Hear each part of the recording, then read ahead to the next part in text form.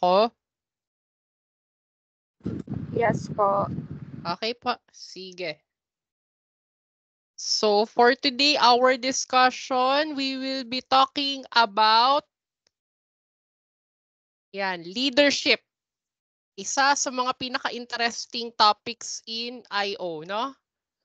Because we are now moving from the collective, no? From the individual to a group within an organization. So pag sinabi nating leadership class, do you have an idea what its definition is about?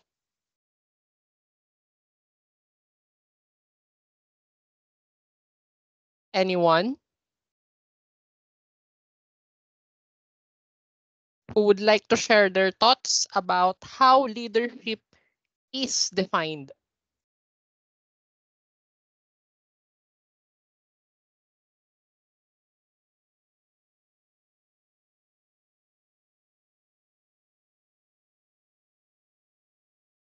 Carl.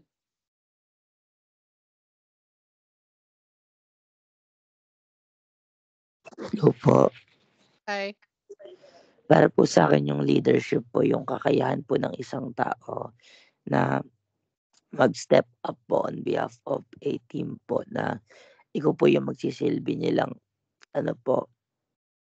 mata, tenga at utak po dun po sa mga bagay na gagawin. Kumbaga po, meron ka pong power to speak pero hindi po ibig sabihin nun ikaw na po yung palagi dapat lagi masusunod. Kumbaga ikaw lang po yung nagli-lead para sa kanila nagga-guide, ganun po. Okay, so Carl basically defined it as guidance, also both eyes and ears, no? Sa lahat ng affairs. And at the same time, hindi laging nasusunod. Any other ideas on how leadership can be defined?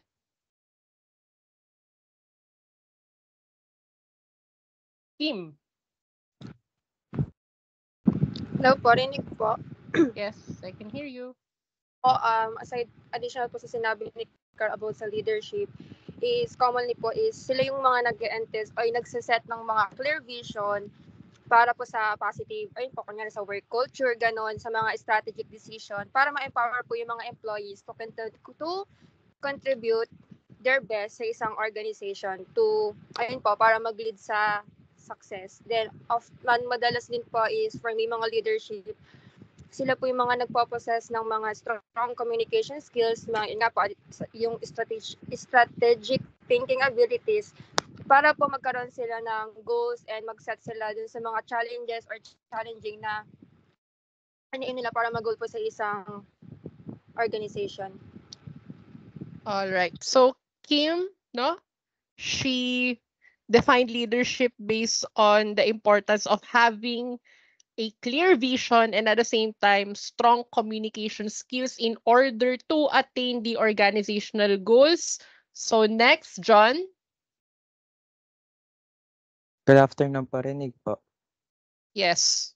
Aside po sa sinabi po nung dalawa po, for me po yung leadership po is parang ikaw na rin po yung nagtitrain sa mga member po para sila naman po yung mga magiging sunod po na leader po. Kumbaga po, gumagawa ka po ng panibagong leader po para susunod sa yapak mo, ganun.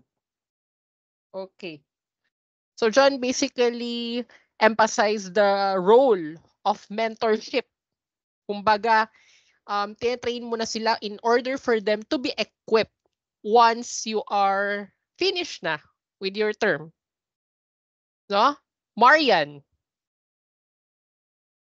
Hello po. Dagdag din po sa mga sinagot po ni na Carl is I think leadership is the one who make sure na yung team niya or yung mga nasasakupan niya is in a good condition, nasasatisfy yung needs, masaya sa trabaho, and they were able to hit their metrics po.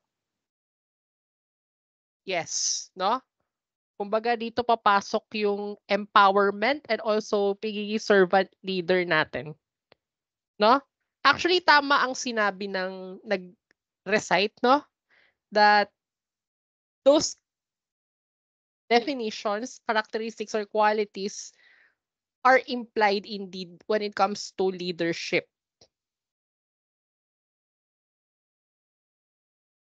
So by definition, leadership is an influence process generated when acts of leading are combined with acts of following as individuals work together to attain mutual goals. No? So as you can see from the definition, leadership is not simply all about the leaders themselves, because the leaders in leadership are only one element of the process. Okay, so hindi lang tayo nakalimit dun sa leader mismo. Instead, there are also other key elements, no? Which includes number 1, followers, mga tagasunod mo, mga subordinates. Second, the quality of relationship between the leader and also the follower. And lastly, the context. Ano yung mga sitwasyon, no, na pwedeng maka-impluwensya dun sa leader. And at the same time, yung mga instances na yon, doon kailangan na mag-adapt ng isang leadership style. Okay? However, bear in mind din, no, na a leader may be the person who is in charge or kumbaga boss ng ibang tao. But bear in mind that just because you are in charge or one is in charge doesn't mean that the people will necessarily listen to you or do what you'll say. So as you can see in this diagram, ano? So leadership is both an act, no, of leading and at the same time following, because in order for you to be a good leader or anyone to be a good leader, one must be a good follower. Okay? So the leader must possess the appropriate skills, behavior, and actions that needs to be done. But also, the leader must be capable of adapting to different situations. Okay? And therefore, leadership is both a process and a property. So ano sa tingin niyo ang meaning nitong kasabihan na ito?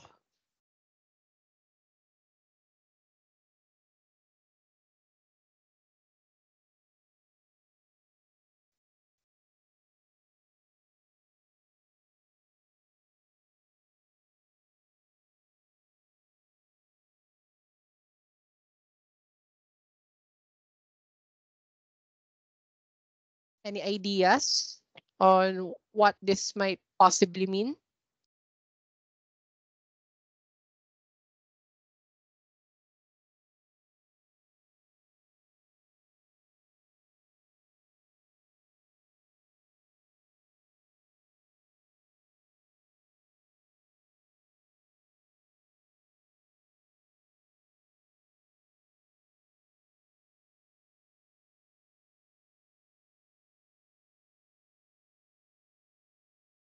Carl? Hello po. Yes. Leadership is both a process and property po. Pagdating po sa process, ito po yung mga actions po na gagawin mo po to influence and to lead po yung mga taong nasa ilalim mo po. While yung property po, it talks about your characteristics and qualities as a leader po. Ayun po para sa akin. Okay. Very good, no? So leadership is a process in a sense that the leader themselves, no, they are using ways to influence other people. may it be coercive or non-coercive in nature. And at the same time, such an influence, no, allows them to direct and coordinate the activities of group members to attain or meet a goal. Pero as a property, no, leadership is a set of characteristics that a person has, no, to influence other people. Okay? So here are different perspectives on leadership. So number 1, we have the great man/woman theory. So basically, no, ang assumption dito ay great leaders are born, not made. Because they have the personal qualities and abilities to become natural leaders. So take for example sa mga historical figures natin, no? Like Andres Bonifacio, 'di ba? Sa Himagsikan. And also former President Ramon Magsaysay. Wherein he was able to pasukuin yung Hukbalahap, no? Which was a former rebel group during that time. And in this perspective, no, these two people na minention ko, they have the higher chances of becoming leaders again because of their natural abilities. Okay. So next, the trait theory, which involves enduring physical and personality attributes that are associated with leader success. So take note, physical and personality attributes. So pagdating sa physical attributes, what do you guys think of a leader? Mas sa tingin niyo yung pampisikal na katangian nila? Ano yung mga napapansin nyo?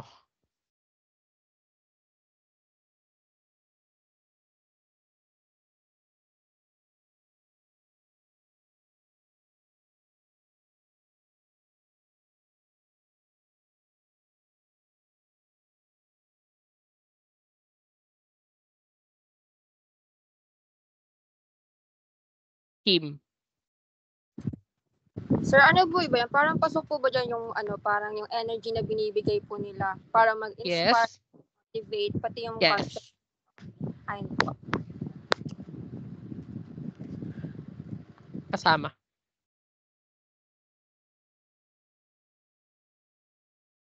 So basically, no, according to the trait theory, some of the physical characteristics of a leader involves their height.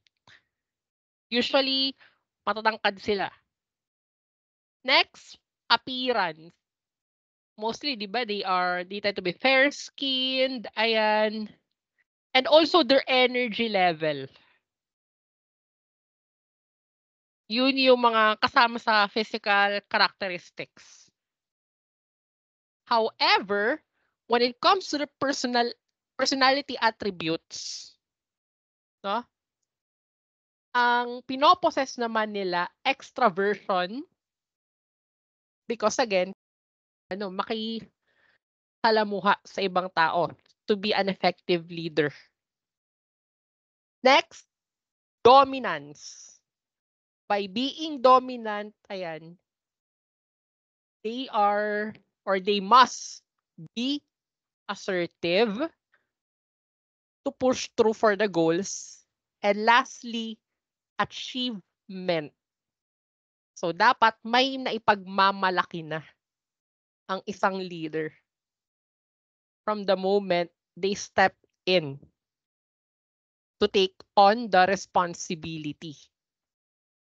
So kasama din under the trait theory ay yung big 5 characteristics. Especially, again, sinabi ko kanina, extraversion. No? However, the major problem with the trait theory is that it was too general. No? Kung papansin nyo, napaka-broad. And it is unlikely then, no, that any single trait will be associated with effective leadership, because a leader may be extroverted, but at the same time, hindi naman maaring ma-attain yung goals under their leadership. Okay? And traits have never predicted leader effectiveness very well. All right? So, in the chat box, everyone, I would like you to at least give one trait that you think a leader must possess.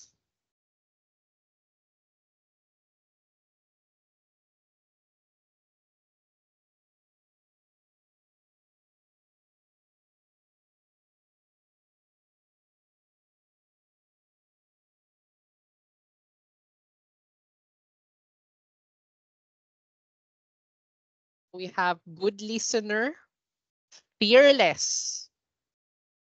Ano pa?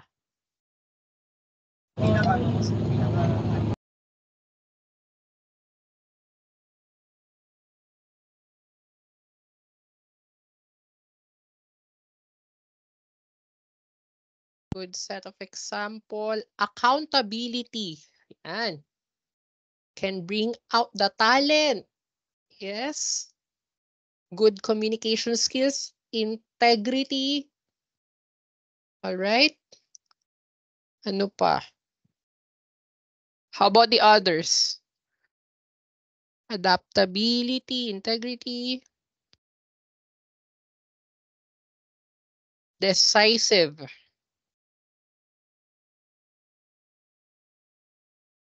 Passion. Visionary, empowerment. Ayan. So, halos lahat naman ng na-mention yung traits, no? It should be possessed by leaders. Pero there are actually 6 traits that are being attributed to leaders.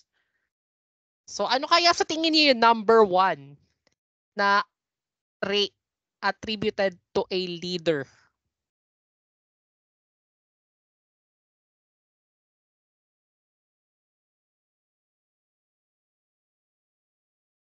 So, number 1, emotional stability. So, being a leader, no, can actually be stressful and may cause frustrations from time to time. So, therefore, a leader must be emotionally stable to tolerate all the stresses and frustrations that may arise. So, as a leader, dapat mataas ang frustration tolerance. Okay? So, kung sa tingin nyo may naghihinder sa goals or may obstacle, so importante yung pagiging patient and hindi ka agad nagre-react sa obstacles na kinakaharap sa pag-attain ng goals. You must be able to handle yourself very well. Okay? Number 2, dominance. So by being dominant, it means that a leader must be assertive in their thinking and as well as dealing with other people. No? So, you must be firm with every decisions that you make, and also when it comes to the implementation of rules. But dominance does not mean that you will be condescending to your subordinates. Okay? So yes, we can be firm, but never ever magiging bastos sa subordinates mo. Never degrade them. Okay? Number 3, enthusiasm. So, the leader must possess the energy and activeness to working. Next, social boldness. So, a leader must be quick to take action. Number 5, tough-mindedness. So, dapat maging practical, maging logical, no? And at the same time, straight to the point ang isang leader. And lastly, self-assurance. A leader must be free of guilt. No? We tend to set aside emotions. And dapat you are not seeking the approval of others on certain matters. Okay? So any questions? All right.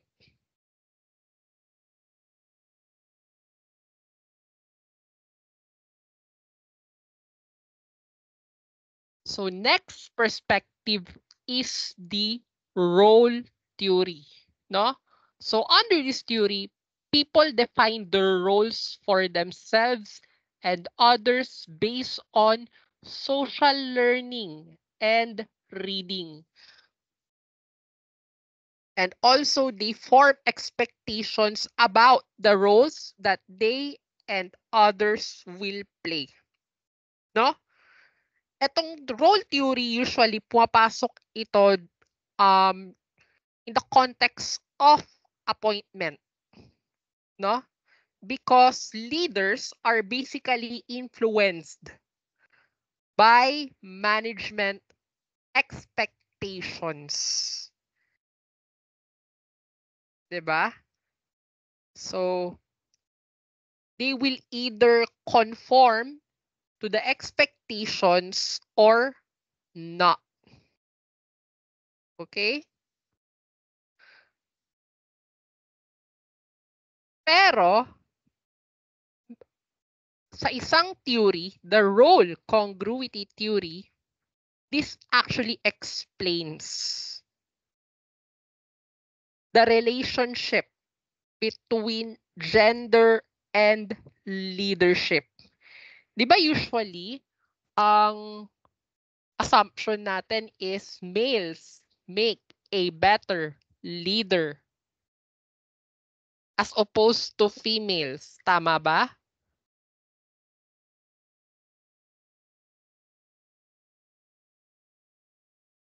So role congruity theory, no, assumes that when women behave in a way that is not non-communal and highly agentic, no, they are viewed negatively.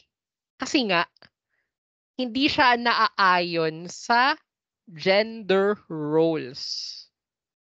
But take into consideration the notion of agency, no? Pag kasi sinabi nating agency or agentic, there is agency based on one's dominance and at the same time, one's competence. So yung kakayahan nila and at the same time, yung pagiging firm. So one example nitong role congruity theory, if you can still remember yung mga nangyari nung or before 2022 elections, 'di ba? Si Isko Moreno, inatake niya personally si former Vice President Robredo because ayun nga, babae nga, no? But little did Isko Moreno know that leadership stereotypes now include more feminine relational qualities. Do you agree na leadership stereotypes nowadays includes feminine relational qualities?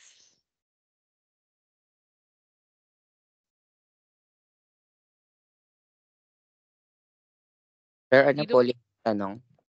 do you agree that leadership stereotypes nowadays include feminine relational qualities?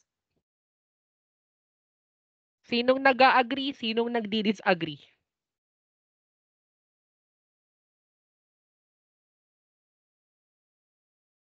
Nag-agree?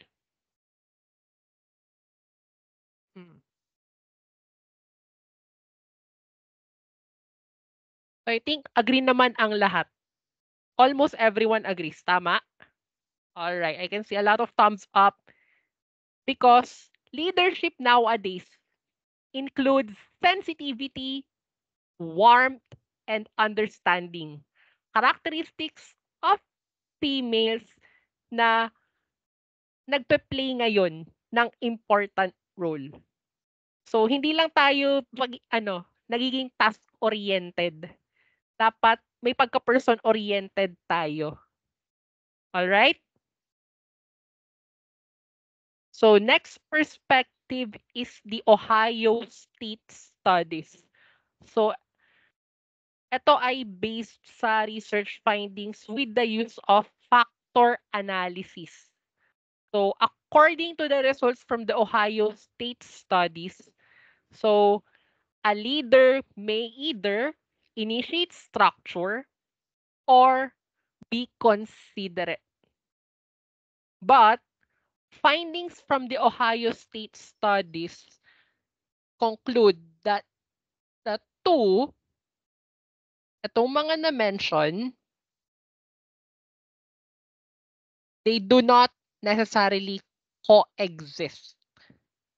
So, some leaders may be effective on initiating structure alone. So, sila lang yung nagsaset ng goals, yung mga procedures, and others may only display pagiging considerate, having the right attitudes, no? Pagiging compassionate sa mga members, but at the same time, pwede rin naman ma-exhibit po. So, firm and friendly, kumbaga, ang isang leader.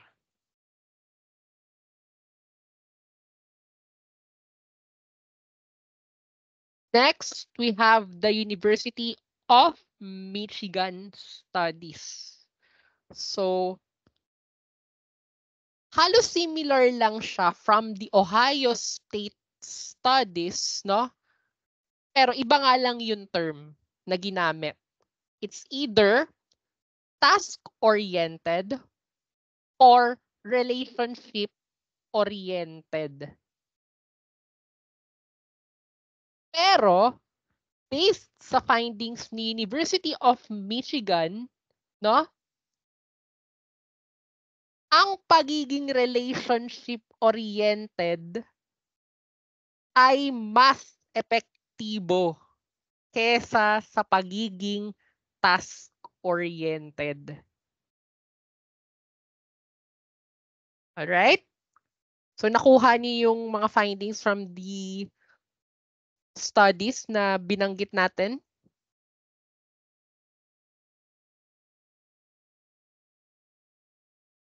Alright.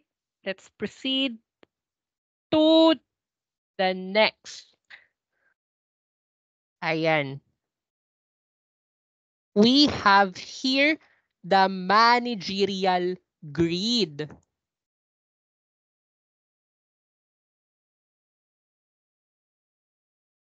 So basically, ano siya, inorganize itong greed na ito, no? Into either task orientation and person orientation. So isa-isahin natin.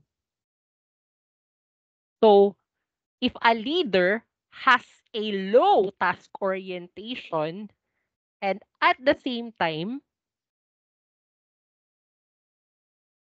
low person orientation, we have unimpoverished leadership. Kumbaga dito papasok yung pagiging laissez-faire. Have you heard of the term na laissez-faire?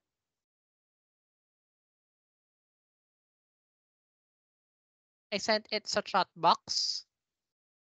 Hindi po. Ayan. No? So basically, leaders in this position have little concern on both people and productivity. No? So ito yung mga leaders that they will avoid taking sides and at the same time, they will attempt to stay out of conflicts. Ayaw nila ng gulo. So therefore, sila mismo ay withdrawn.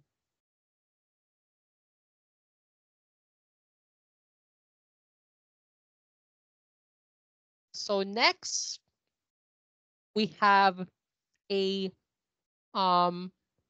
low task orientation and high person orientation. Okay? So we have here the country club, the consideration, and theory Y. Ano uli yung assumption ni theory Y?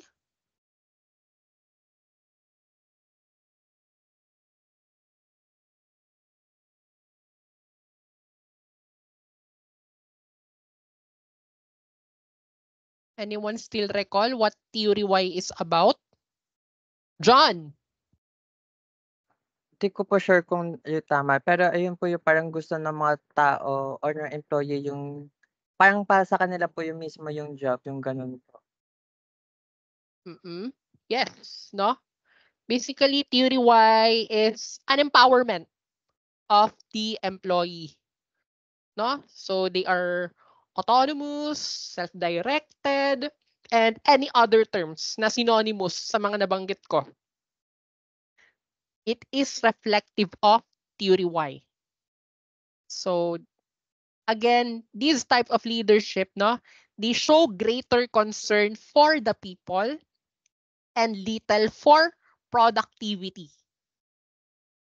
And etong mga type ng leader na to, ayan, they try to avoid conflict. And focus lang nila is yung self-esteem nila, yung gustong-gusto sila ng ibang tao or ng subordinates nila. No? And itong mga leader na to mismo, ang gusto lang nila, happy ka.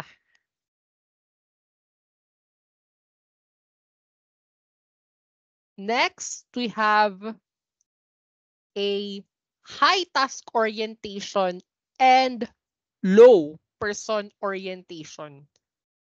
So, opposite ni theory Y. Si theory X. Na dapat ang empleyado, utusan mo. Ayan. Also, they are task-centered and initiating structure. No? These leaders are authority obedience managers. So, gusto nila output lang. Wala silang pake sa ginagawa mo or sa kung sino ka. Okay? They desire tight control for the subordinates to finish their tasks efficiently. Okay? So, dito pasok yung pagiging autocratic.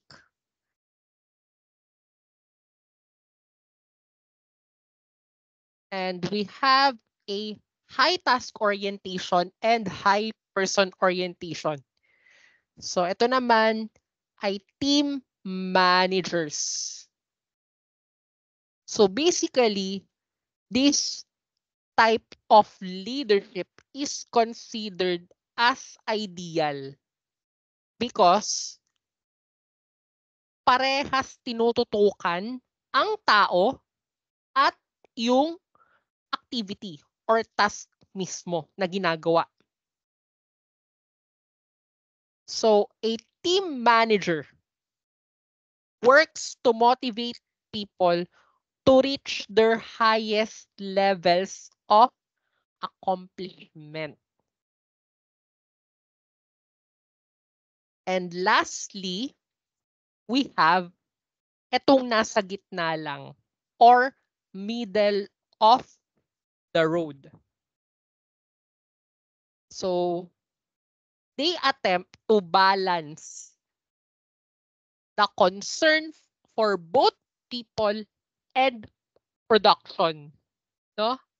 Pero, they are not committed to any of those. So, naintindihan yung different leadership styles according to the managerial grid.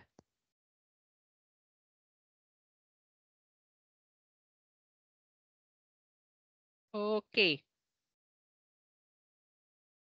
So now let's proceed to the next perspective. Fiedler's contingency model. So dito na papasok yung importance ng pagiging adaptive ng isang leader. Okay?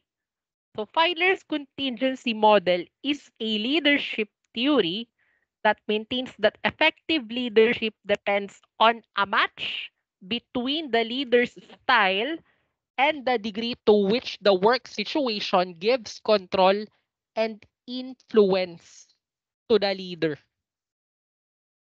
Okay? So, a leader must be able to fit with the amount control and power they will have over the working situation.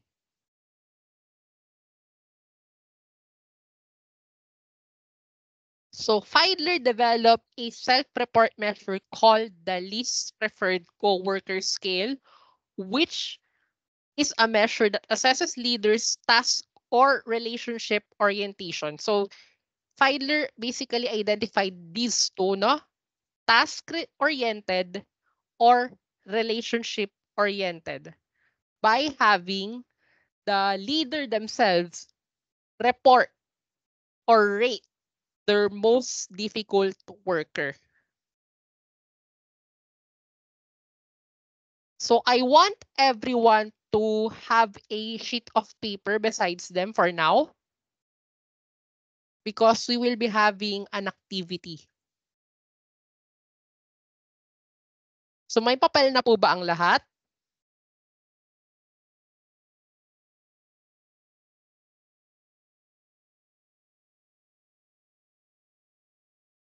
So once you have your paper with you, I want you to think of anyone.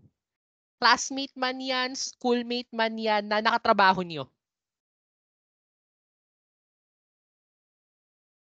This must be the person that you could or have worked least very well.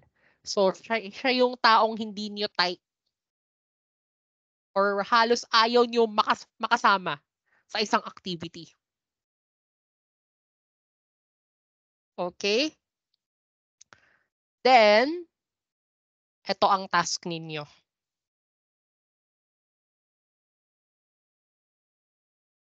I want all of you guys to write the number, no?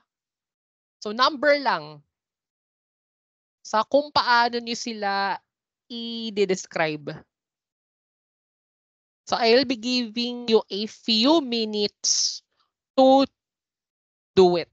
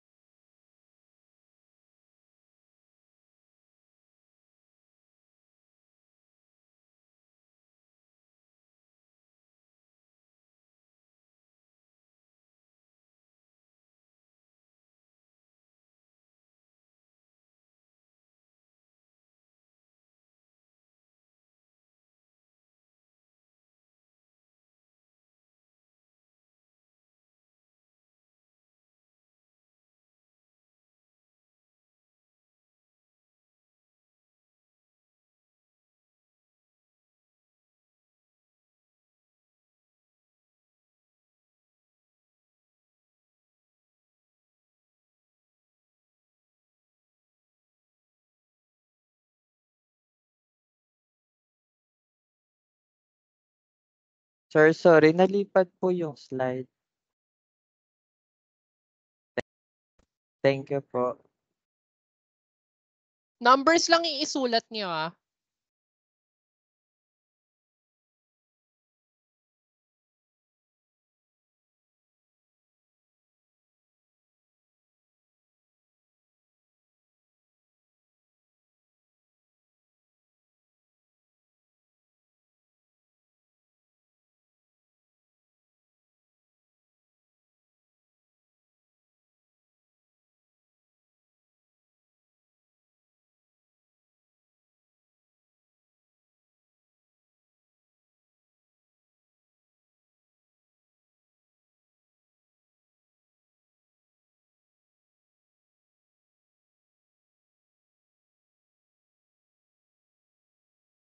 Tapos sino bang i-rate yung ayaw niyong makatrabaho or makasama?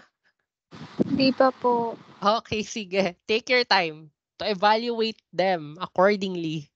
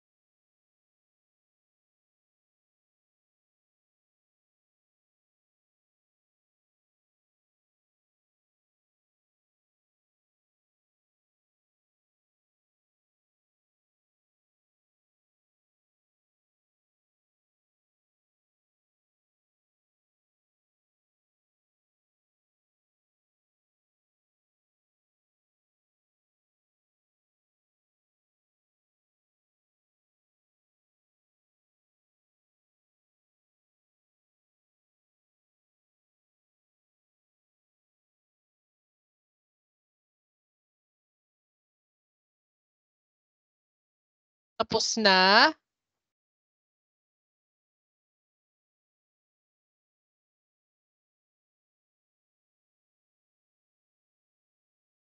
Okay.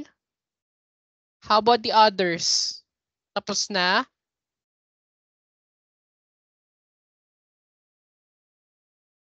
All right. So, total sinulat niyo lang naman yung ratings niyo dun sa tao na ni-rate niyo using this. Kindly find the sum of your ratings. Pag-aadin-adin niyo lang. Go.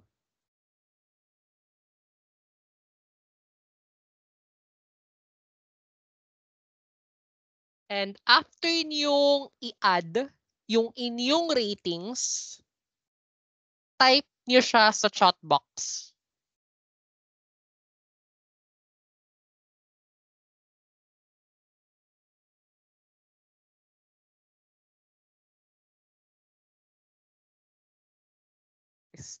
L 59. Kim 62. For the others,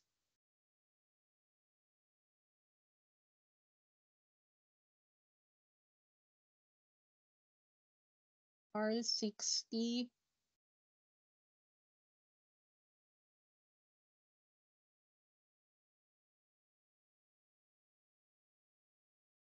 Jella 61. Ano kaya ang meaning ng mga scores na yan?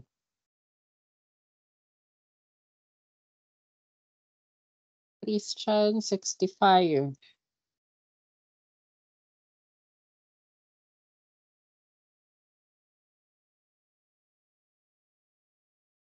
John 76. Eliza 85.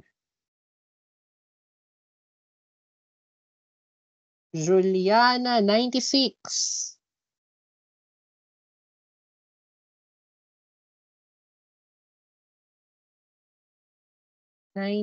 For Rosana.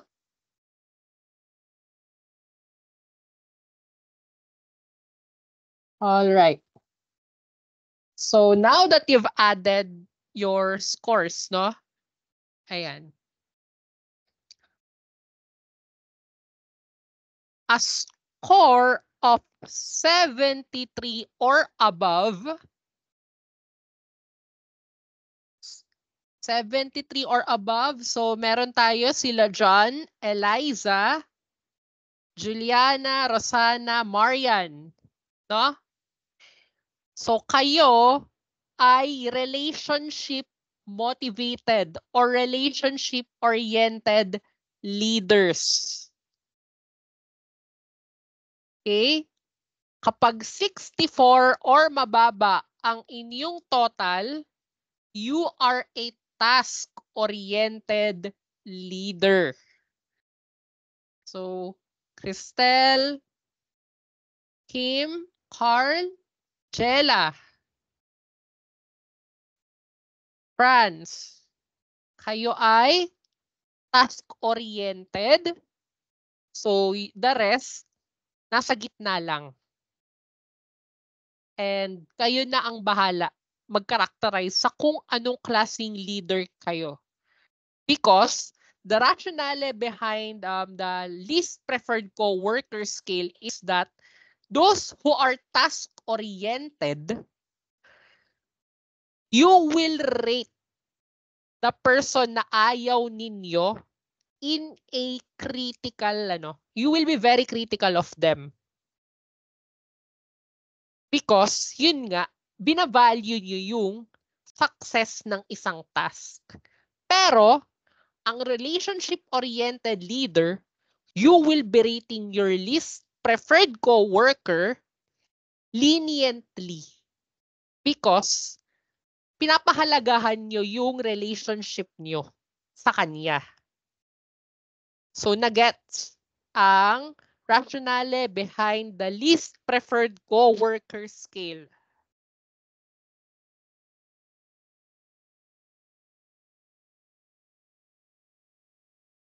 Liana?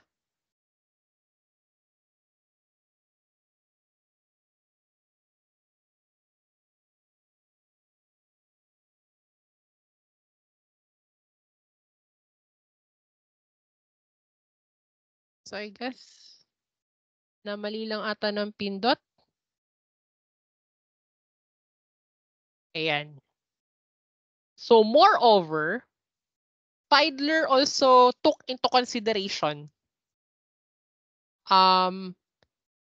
three variables that may characterize a work situation. So number one, leader-member relations or yung quality ng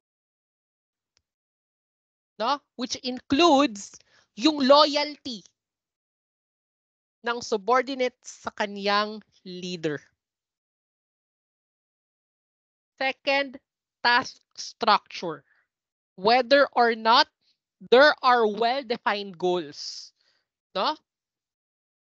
And lastly, position, power, or the authority to reward or punish, because position power in itself may be characterized as either strong or weak.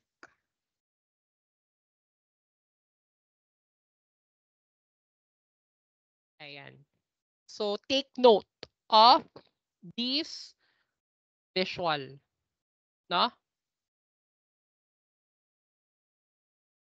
So task-oriented leaders, basically, kung nakikita niyo yung line, ito,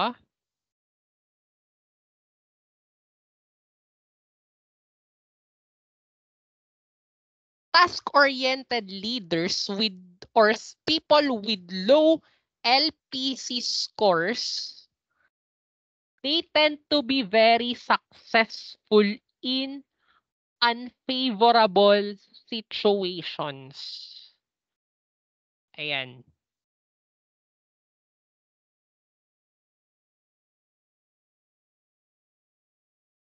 Because, Ano po, Carl, ano po ibig sabihin nun? Negative po ba yun? yung alin? Yung Ito? Apo. Yes, unfavorable situation, negative. So, pag task-oriented ka po, parang Dito ka magta-thrive sa unfavorable situations.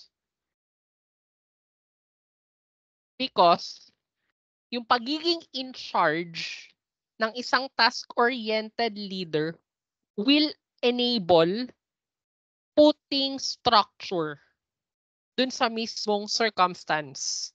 And also, dahil task-oriented nga sila, they have the power to encourage the group or their subordinates to perform the job well.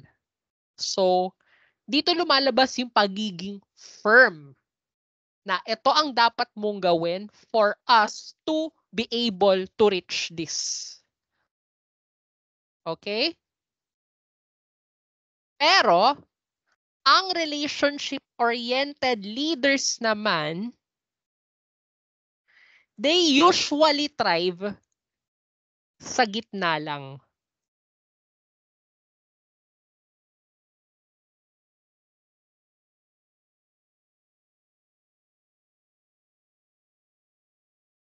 Because their control over the situation and their influence to the situation itself is neither high nor low. So, ang importante lang sa kanila is to be well equipped when it comes to dealing with potential conflicts that may arise from one time to another. Nagets niyo yung rationale behind the contingency model?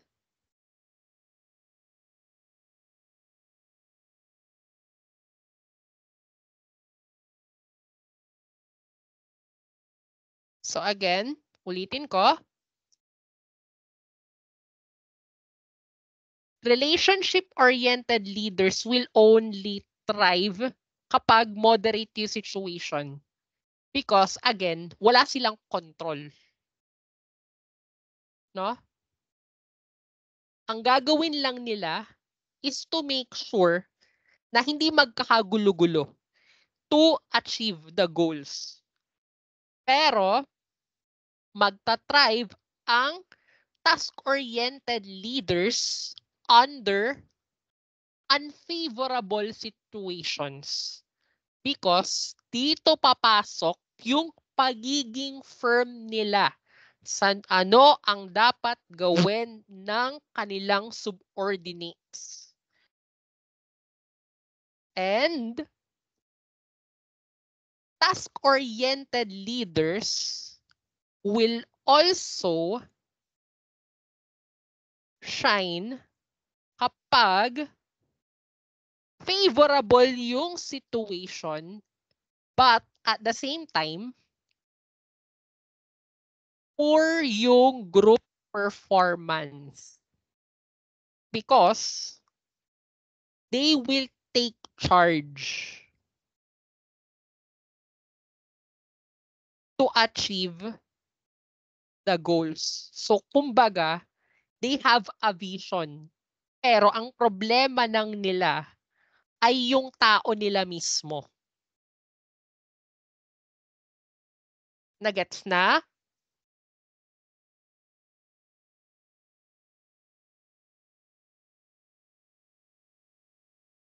All right.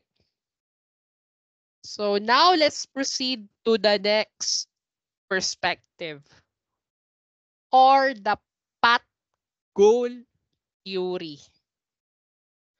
So according to this theory,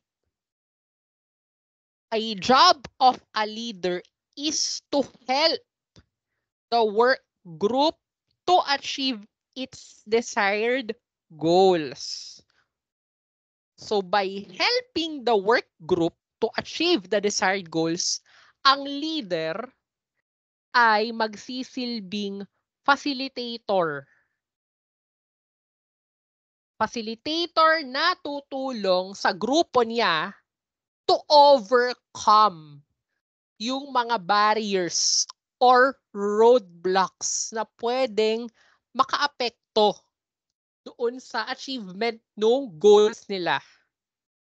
So, there are also 4 categories of behavior that have been identified. So, una, we have directive. Pag directive, you are providing instructions and suggestions. Ito gawin mo. So, magbibigay ka ng tips on how to do the job or task efficiently and effectively. Next, achievement-oriented. So, focus ka lang dun sa particular outcomes. May mga losses ba? May profits? Ayan. Next, supportive. So, it concentrates on the interpersonal relationships and concern for one's well-being. And lastly, participative. So, or encouraging members to assume an active role in group planning and decision-making. So, kumbaga, participative, it means shared. So, hindi lang input mo as a leader, but input ng bawat isa ay i-consider before the final decision.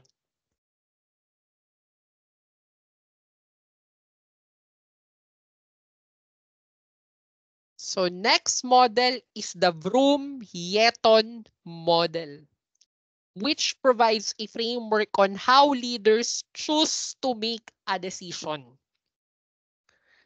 But we have to take note of the different attributes na maaring makaapekto sa isang leadership style. So number 1, the need for a quality decision. So hindi basta-basta bara-bara or pwedeng may specific expertise lang, no? Also, whether the leader has sufficient information to make the decision alone. So, sa tingin niyo ba, ang leader may nakalap ng impormasyon, no? Or enough yung information na nakukuha niya? O kailangan pa niya ng input from the members? So third, the degree to which the problem is structured. Next is whether subordinates acceptance is needed for the implementation. Next, whether the subordinates will accept, no? So here are just the attributes. So the Vroom-Yetton model, in turn, came up with 5 different leadership styles based on decision-making process. So, number 1, we have autocratic decision 1. So, nasa leader lang yung impormasyon. So, therefore, yung decision lang nila ang magmamatter in the end.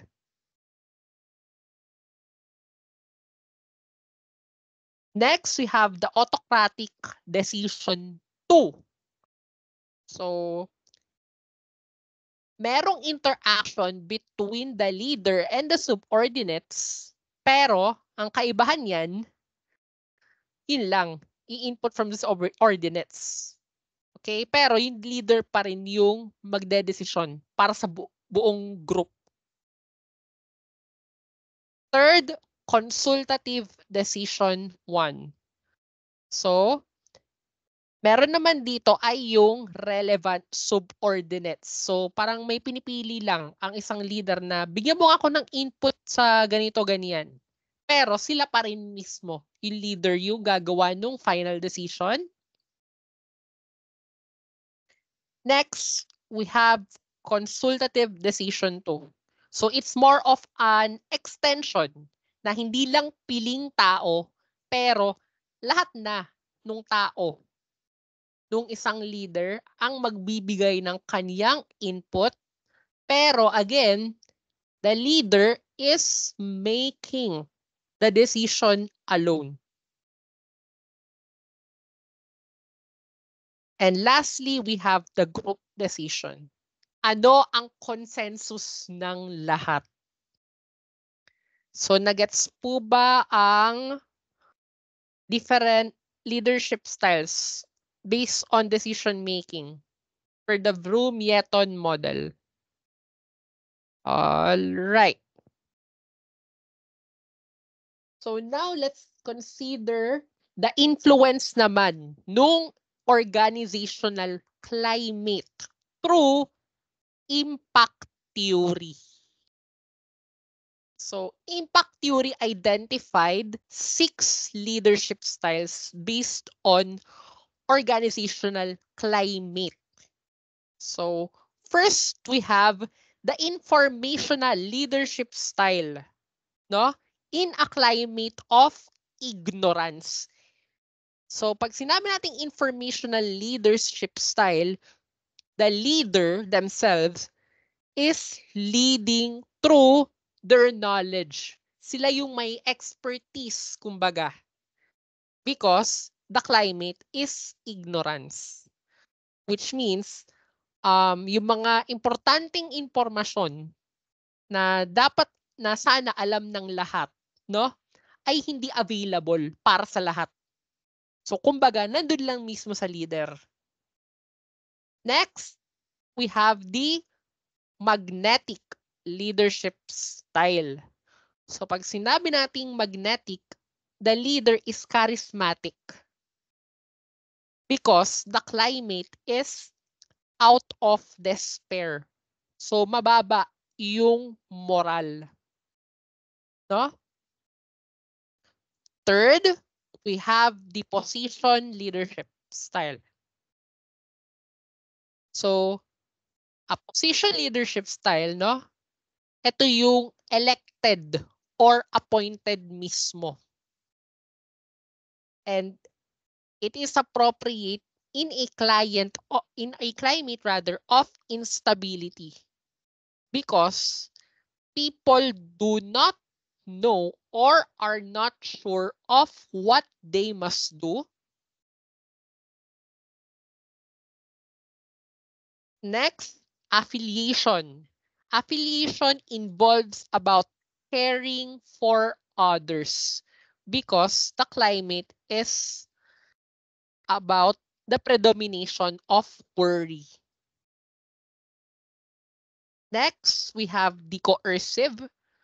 So, dito ina-exercise yung ability ng isang leader to reward and punish, which is rooted from a climate of crisis because an extreme consequence may potentially occur. And lastly, strategic or tactical because you are in a climate of disorganization. Disorganization in a sense that you have all the necessary resources, yet you do not know how to properly use them. So, kailangan tactical. So, nagets ang impact theory.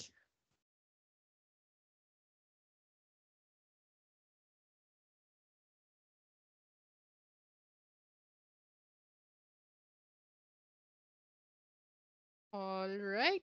And let's proceed to French and Raven's basis of power. So, halos kaparehas lang niya yung impact theory, no? Because, ayun nga, expert power is due to the knowledge that an individual possesses. So, kumbaga, dito papasok yung informational leadership style. No? Tapos, etong legitimate, it occurs through appointment. So, halos same lang. No? So, reward, it is based on the extent through which one could provide the rewards. Ang coercive is based on sa kakayahan ng isang leader na magbigay ng parusa sa kaniyang subordinate. And lastly, referent. So, dito yung mga nasa magnetic style, ayan, or affiliation. Because the subordinates can identify with the leader and yung goals din ng leader. So, actually, ang employees of leaders with referent power, no? They are most likely to be demonstrating job satisfaction and at the same time, organizational commitment because their leader, no, they identify with them and at the same time, they also identify with the goals of the leader.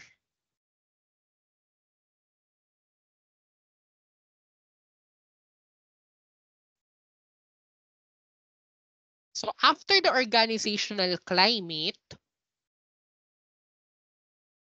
ayan, eto, we have the situational leadership theory, no? So, ang basis naman nito ay yung readiness nung follower. Okay? So, based on this theory, there are 4 different leadership styles. So, ayan.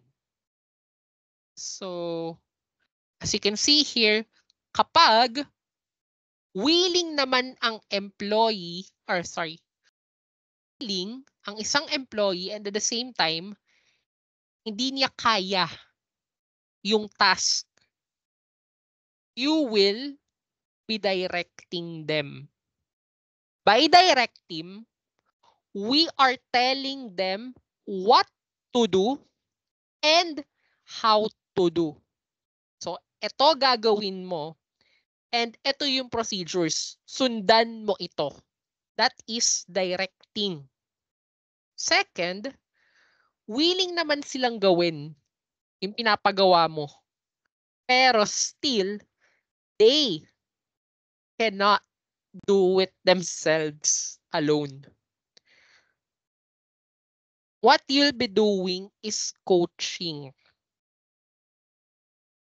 So, bigyan mo ng explanation sa kung ano ang gagawin and kung paano ito gagawin. So, bibigyan mo ng clarification. So, as you can see, it is through coaching where leaders, no, must possess the ability to communicate very well.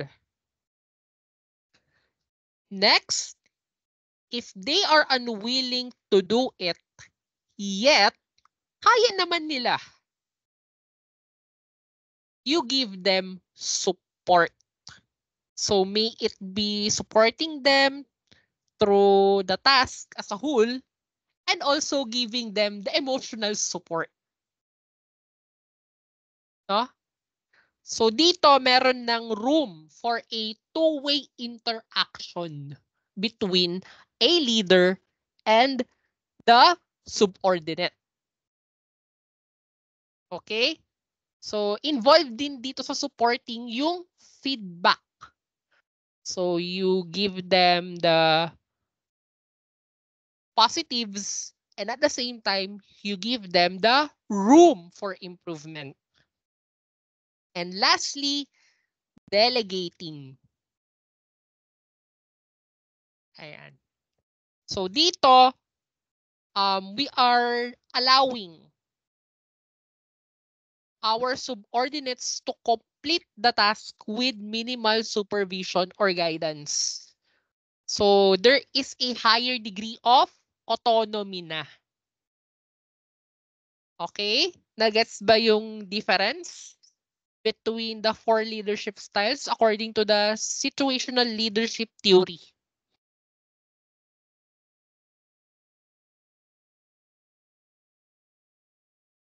Okay.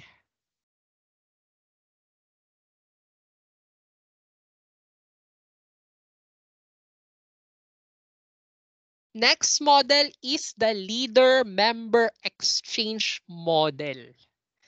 So according to this model, effective leadership is determined by the quality of the interaction between the leader and particular group members. Kasi ang basis nito ay yung in-group and out-group. Kung mapapansin niyo, di ba, minsan, or have you ever been in a situation wherein you are working in a group, pero yung leader mo, di mo kasundo. O kaya may bias siya sa pakikitungo niya sa ibang tao. Have you experienced that? Having a leader na, yun nga, may bias sa ibang tao, pero ikaw, pinapabayaan ka. Sino nang nakaranas nito?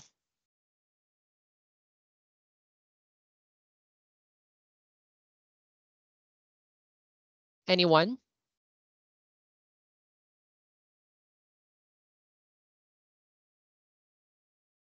So I guess I'm pretty sure na lahat naman siguro naranasan na ito, including myself, no? So, leader-member exchange model is actually can be evaluated in a high or low quality, no? So, pag low, the subordinate or the subordinates do not respect or trust their leaders, pero pag high quality, positive yung view nila towards the leader, no? And that their leader themselves, no, are supportive and provide encouragement. So, ano ba ang importance nitong leader-member exchange model? No? Basically, related din to sa job satisfaction. Because having a positive leader-member exchange is again related sa job satisfaction. And such a satisfaction will further reinforce positive leader-member exchanges or relationships.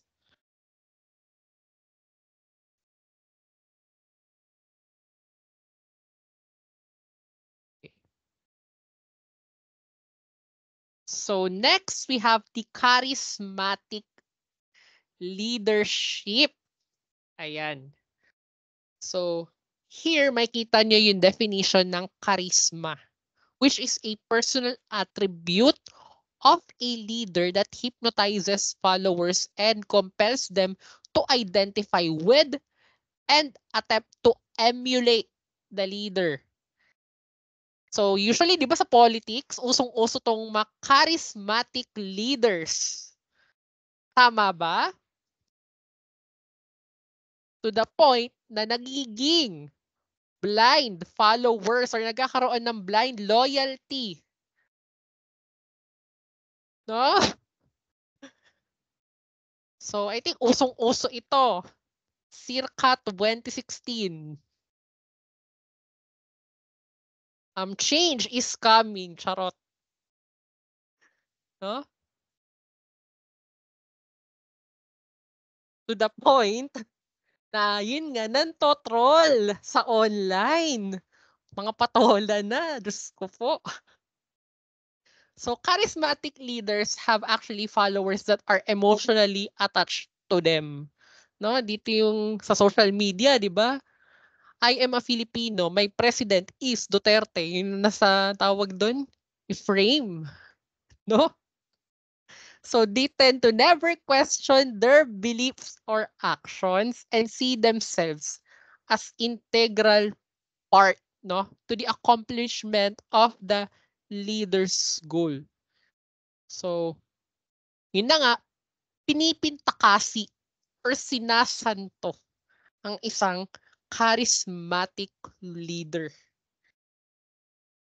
To the point na ikaw mismo or yung taong yun mismo ay may blind loyalty sa isang leader. And here are elements of charismatic leadership. So we have the leader characteristics, the follower characteristics, and situational circumstances. No? So charismatic leadership is an interaction between the three. So as you can see here, ang leader or a charismatic leader must have the communication skills. So communication skills is the strongest attribute of a charismatic leader. So again, circa 2016, di ba? Change is coming. In 3 to 6 months, mareresolbahan yung ganitong problema. So, it made Duterte a charismatic leader for the ordinary Filipino people. Because yun nga, it gave them, no?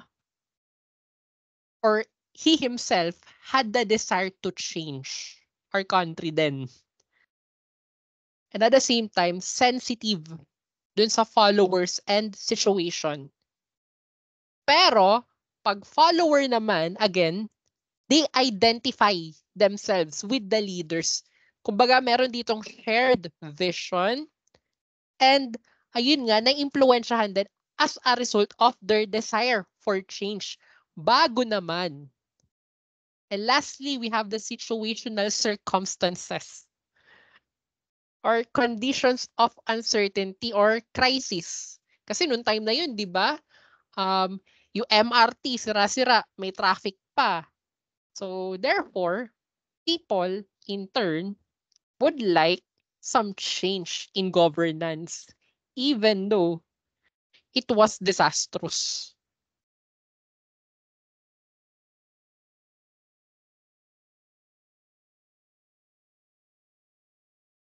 Next, we have transactional and transformational leadership. Okay? Basically, transactional leadership involves reward and punishment, no? So yun lang yung concern nila. It's either you follow or paparusahan ka. No? It's just the typical use of behavioral principles of reward and punishment. So, ang wala nga lang sa transactional leadership, no? is the ability of the leader to inspire subordinates or even facilitate a meaningful change, which is different from transformational leadership. So wherein, dito sa type of leadership na to, the leader inspires their followers by providing a vision of where the group is headed and developing a culture at work that stimulates high performance activities.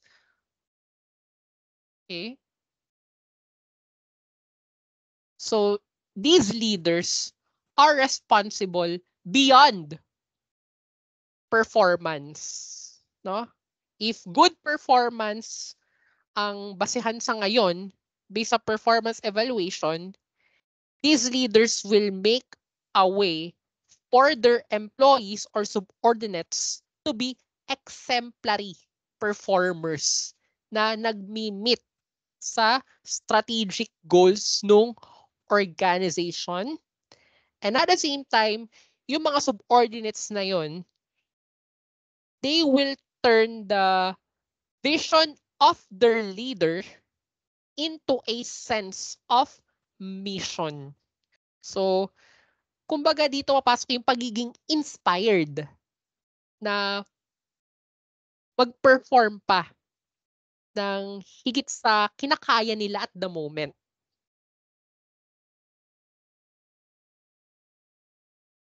So, ayan. So, as you can see here, here's the difference between transactional leadership and transformational leadership. No? So, transactional leadership is based on contingent reward. So, mamit mo lang tong pinapagawa ko, eto nakatumbas na, 1,000 pesos na dagdag sahod. No? Next, active management by so they monitor their followers' performance and takes corrective actions when needed. So hindi mo ginagawa ng maayos yung trabaho mo, eto, gawin mo pa ito. Next, passive leadership. They wait for problems to arise before taking corrective action. And lastly, laissez-faire. They avoid taking any action. So, iwas kasi sa gulo. So, kumbaga dito pasok yung lahat isinisisi mo dun sa tao mo. Pero ang transformational leader, hindi ganun. No?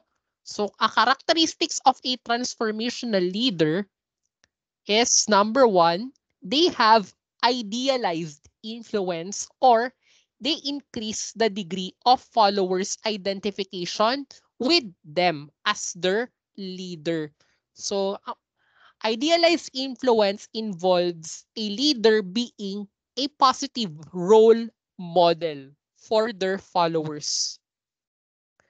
So, kumbaga, in order for you to have an idealized influence to your subordinates or followers, you must be able to walk the talk. Again, walk the talk. I-embody mo ano yung pinahalagahan mo or your values. Okay? So again, it is important to behave in a manner consistent with your beliefs and values. And this can actually play a role, no? If you would like to make the necessary changes, may it be in sustaining a culture within the organization, no? Always bear in mind the importance of walking the talk. That is part of idealized influence. Second, inspirational motivation or leadership. So, transformational leaders are also capable of arousing and inspiring their followers through means of providing them a compelling vision of having a positive future and important, meaningful outcomes. Next, intellectual stimulation. So, transformational leaders will stimulate or boost the curiosity and even the capability of their subordinates to innovate and create. Okay?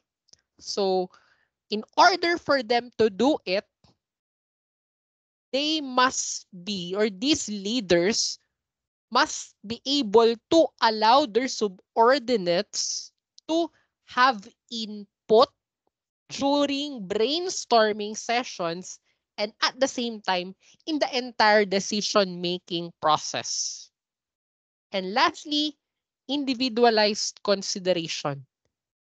So, a transformational leader is capable of attending to their followers' feelings, needs, and concerns.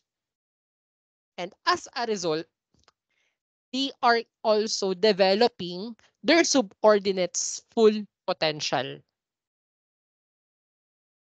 So, naintindihan po ba ang different characteristics ng transformational leader?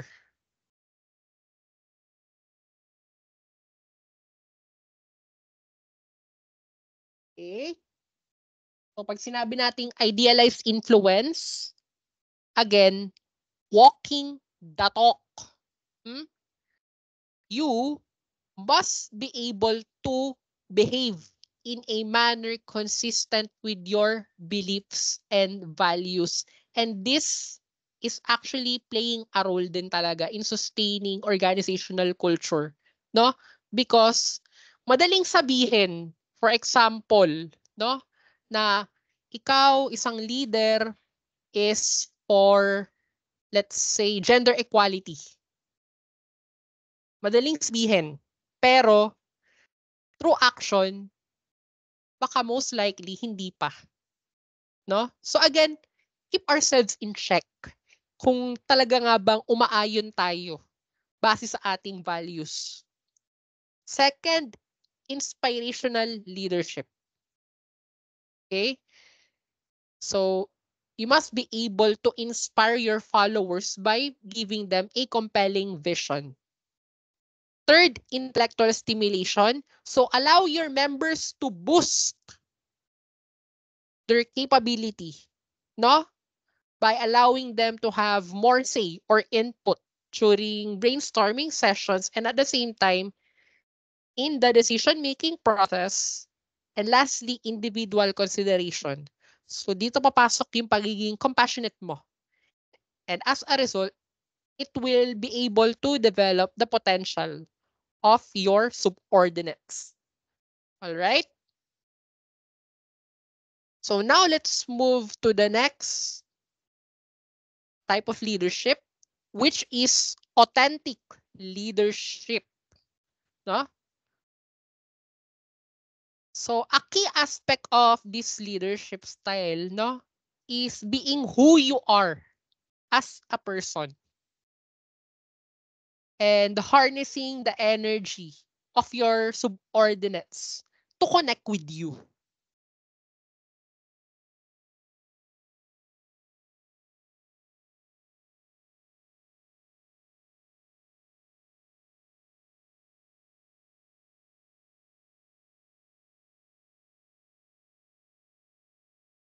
Next, we have collective leadership. So leadership pala, no, hindi lang siya individual property like what I have presented earlier, no?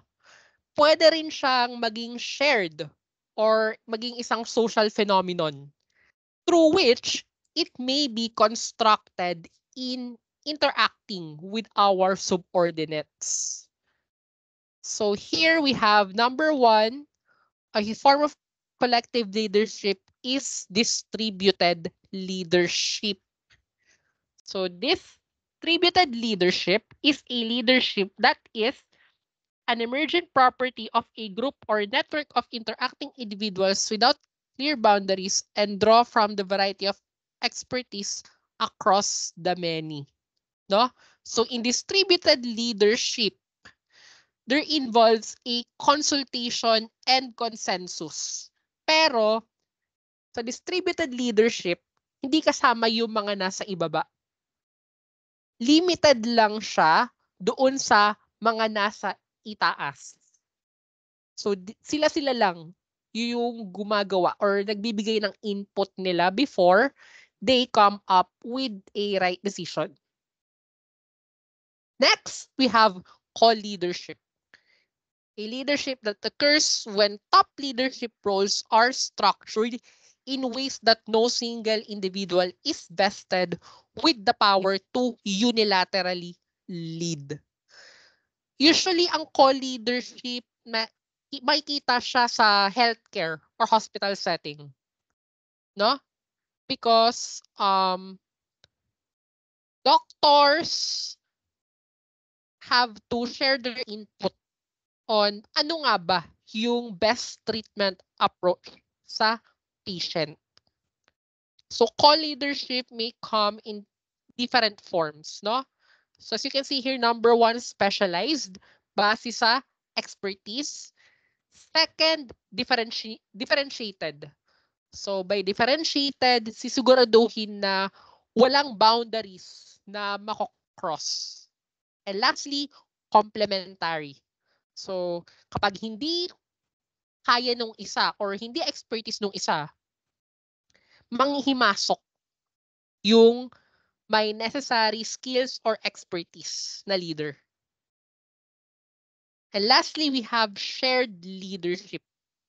So here it occurs in a laterally and vertically or hierarchic approach. So kumbaga, lahat na nung members nung organization. Okay?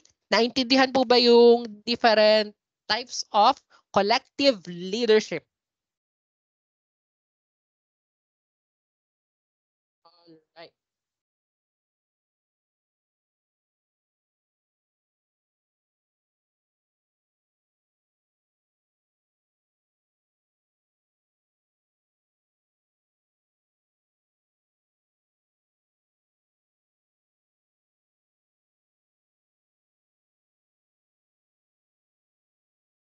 So now let's proceed to leadership ethics.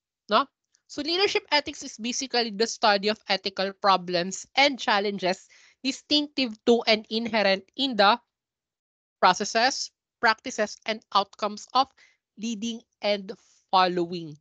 So ang concern dito is usually yung ethical use of power, no? And the morality of outcomes, because some of the outcomes may not be fair to other people or even your subordinates. And kasama din dito yung concerns regarding equality and at the same time liberty, no, or giving others autonomy. Also kasama din dito yung evaluation of whether or not something is good, evil, and so forth.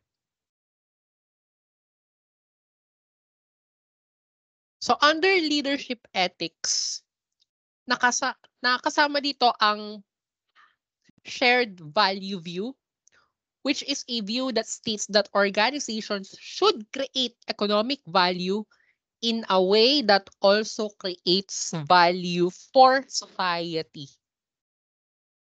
So hindi lang puro profit for themselves, but also being able to contribute for the improvement of the society.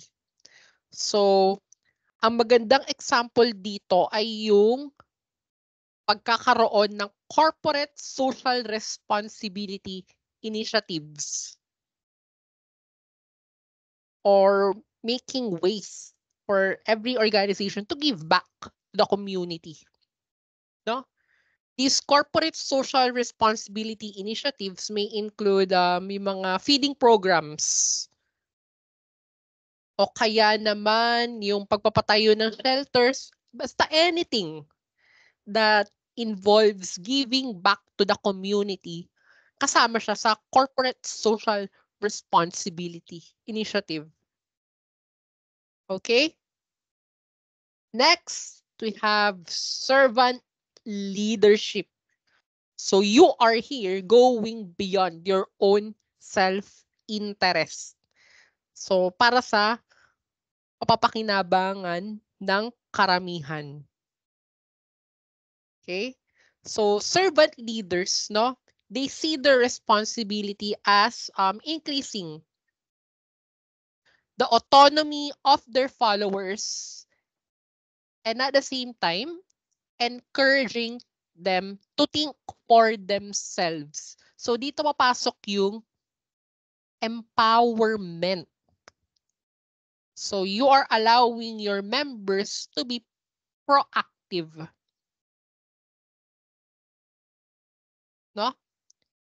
And these leaders also complement their focus on followers by emphasizing humility and remaining true to themselves and their moral convictions in the face of power.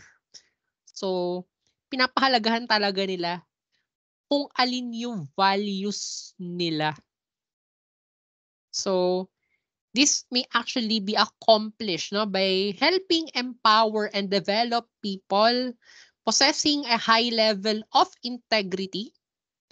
They also accept people for who they are, and they are good stewards that are working for the good of the many. That is servant leadership. Next, we have empowering leadership. So, dito naman, there is a power sharing with employees, no? By clarifying the significance of the work, providing autonomy, expressing confidence in the employees' capabilities, and removing hindrances to performance. Okay? So, ang emphasis dito is the delegation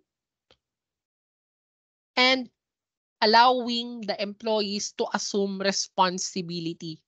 Because by having a leader that shares their knowledge and necessary information, no, allows or gives room to an employee to become responsible and at the same time be able to demonstrate self-control. And as a result, dahil shinare nung isang leader yung lahat ng kanyang kakayanan, yung mga nalalaman niya, no? The employees in turn will be intrinsically motivated. So it is through the knowledge of the leaders that will boost the productivity of the workers. And lastly, ethical leadership. So these leaders actually foster, no, an organizational climate by creating moral awareness and concern for other people in general. So ang concern nila is having the moral responsibility. And the consequences of whatever decisions that needs to be made should be in line with the principles of fairness that is expected to be observed and emulated by the people. Okay? So any questions about leadership ethics?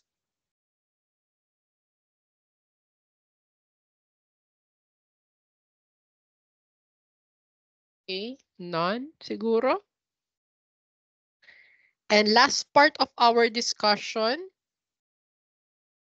negative leadership outcomes. So, in as much as possible, sana, in the future, iwasan nyo itong pagiging destructive leader. No? So, a destructive leader is number 1, tyrannical. Number 2, derailed. Next, supportive, disloyal. And lastly, abusive. So, ano nga ba ang meaning ng mga to? So, number 1, tyrannical. So these leaders accepts the goals of the organization. Yes, in line sila dun sa goals na dapat ma-achieve or ma-attain ng organization. Pero, ang pag-handle nila sa mga tao, they manipulate them and humiliate them. So maging hadlang lang yung isang employee imbis na i-coach or suportahan, mas lalo pang binababa. No? Kung makikita nyo kasi minsan, di ba, yung mga ibang leaders na mamahiya ng kaniyang subordinates or followers. So beware of these type of leaders and refrain from being one. So if you are going to criticize someone, especially a subordinate, criticize in private, preferably.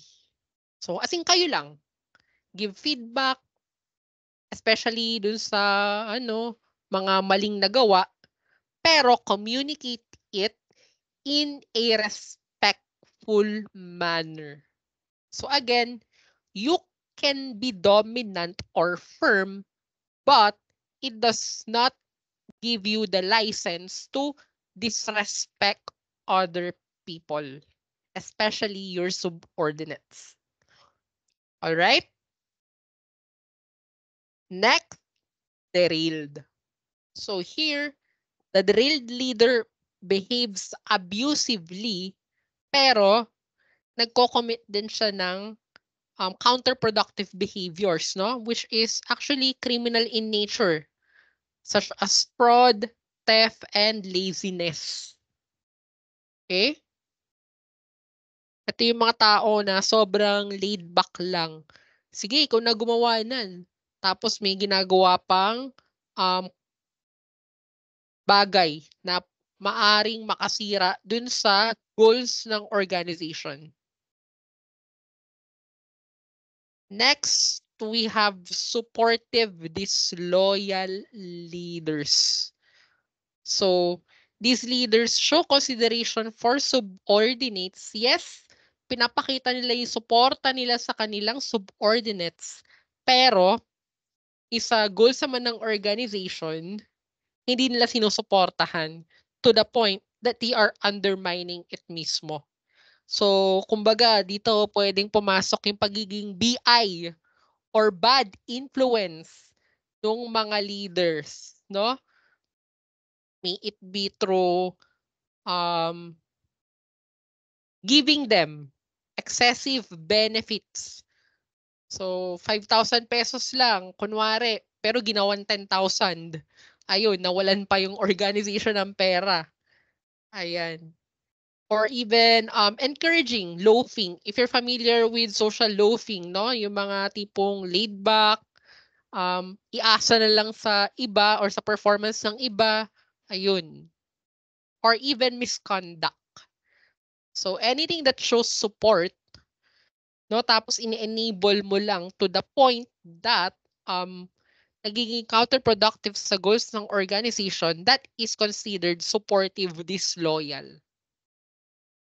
And lastly, we have abusive supervision, which includes non-physical forms of hostility or aggression carried out by managers against employees who report directly to them. Okay? So any questions about the negative leadership or the destructive leader?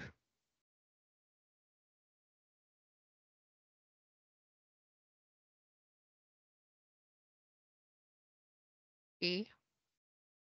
And lastly, ayan, nakikita niyo yung picture sa slide.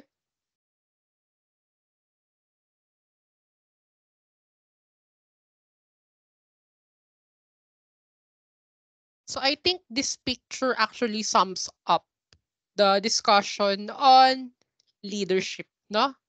Because a leader must be able to motivate their subordinates.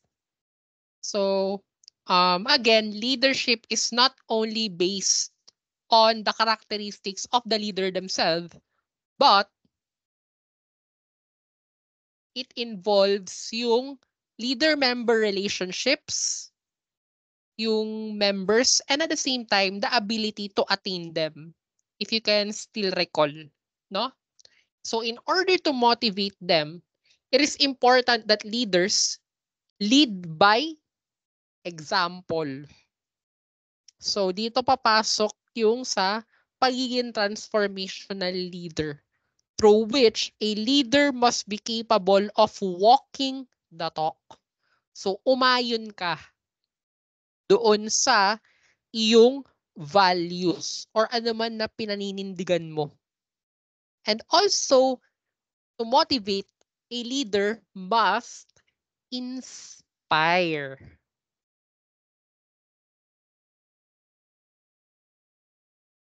So motivation from a leader could be in the form of mentoring or coaching them. Because by mentoring, may implications na siya sa outside nung typical work. Pero pag coaching, we are just simply giving them, no, how the task can be done accordingly. Ayun. Through coaching, no, we can also help in further strengthening the vision or the vision that we have. And through mentorship, we can further increase teamwork. And overall, kapag mas lamang, no, yung pagiging leader mo or effective pagiging leader through teamwork, it is a big win-win situation for the organization itself. So, ayun. So, any questions about leadership as a whole?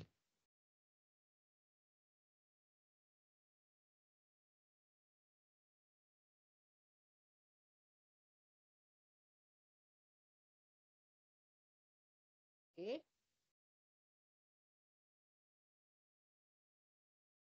Sige, what are your key takeaways sa module na to? Anyone that would like to share?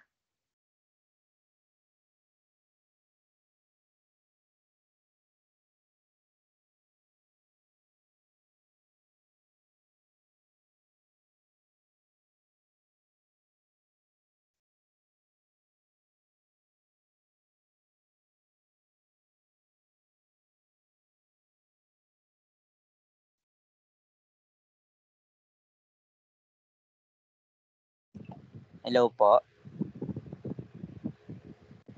Hello? Yung pwede pong mag-share ng key takeaways. Sige.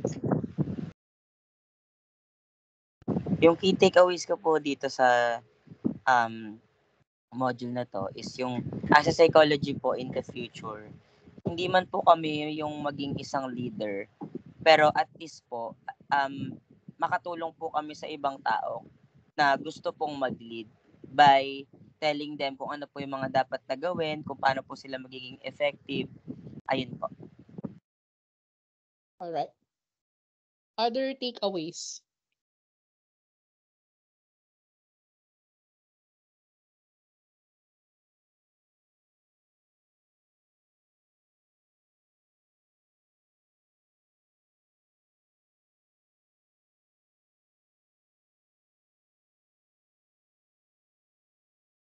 John. Good afternoon po. Aside po doon sa sinabi ni Carl po, parang yun nga po, as a psychology or mga future HR po, is parang meron na po kaming idea kung anong klaseng characteristic po yung pipiliin namin bilang isang leader po. Okay. So, sana, no? I think all of you will come into a point wherein you will also be appointing leaders. But, I hope lang naman, no? Pero hopefully talaga, you will embody the characteristics of what a good leader is about. Especially yung walking the talk. Yes, madaling sabihin that we are for this and that. Pero kung hindi naman ginagawa ng isang leader yon mismo, wala din. And again, the reflection of values is very important when it comes to promoting an organizational culture. So, kung gusto mong malakas ang organizational culture, you as a leader must act based on that culture, that underlying values, and so forth. All right? Any other takeaways, questions, or ano pa?